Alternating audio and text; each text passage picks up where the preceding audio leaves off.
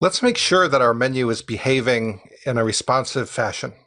If we look at the application now, I'll resize the window down, and as soon as we hit our breakpoint where the menu button shows up right here, we can see that the menu still exists.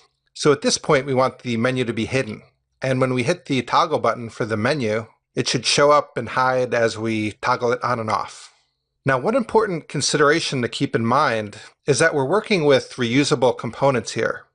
Does this menu button belong to the menu component, or does it belong to the framework component? I would say it belongs to the framework component. It's embedded into the header, and there might even be other components that are interested in the state of the menu. So we need to communicate somehow from our framework to our menu. And we're already doing that in one fashion. When we click on a menu item, that's actually communicating back to the framework. And we're broadcasting off of the $root scope to make that happen. So let's do the same thing when we click on this menu button. To show it or hide it, we'll broadcast a message. So in our PS Framework folder, let's go to PS Framework Controller.js. Let's add a new function on the scope, which will handle the click event on our menu button. The first thing we need to do is toggle the isMenuVisible flag. And then the next thing we can do is broadcast out this new state. And after the broadcast, let's just make sure that our scope is applied properly. That'll pick up any changes to scope and make sure that they become visible on screen. Now, before I forget, let's hook up this function in our markup. I'll go to the view, and here's our menu button. We can see it because it has the font awesome bars on it. And we already have ng-click set to menu button clicked. Let's make sure those names sync up.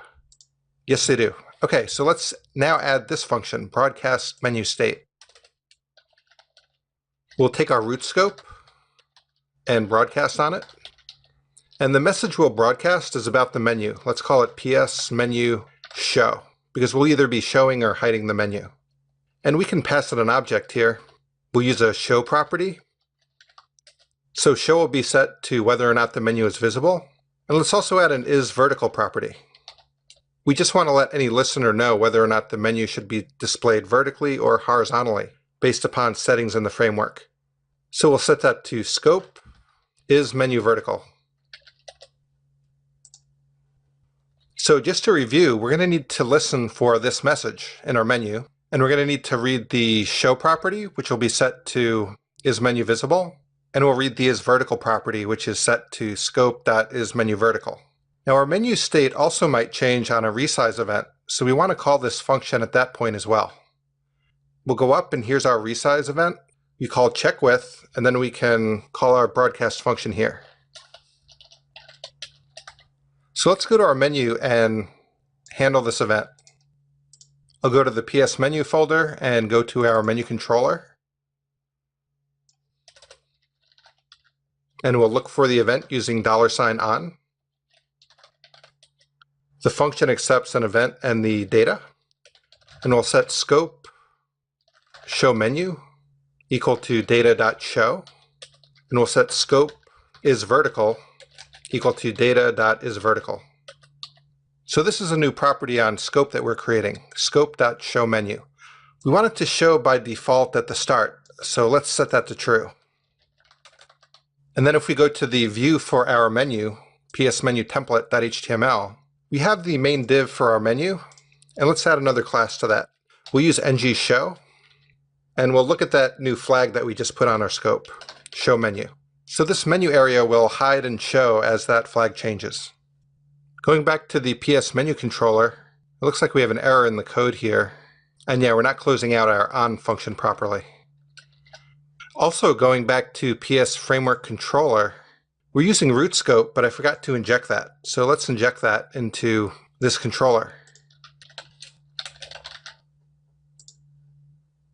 Let's try this out.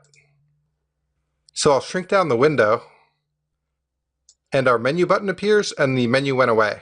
So that's working fine. I'll make it larger again. The button goes away, and the menu comes back.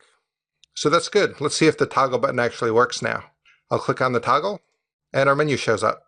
If I click it again, it goes away.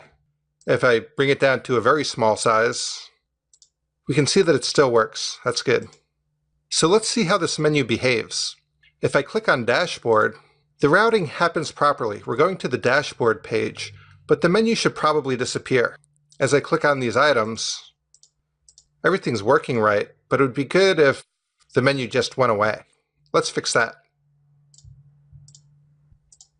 Looking at our framework controller, we're listening to our PS menu item selected event.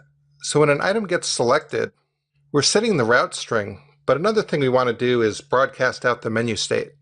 And this will hide the menu for us as well. So let's call check width, and that'll set up the proper flags on our scope for the width, and then we can broadcast out the message.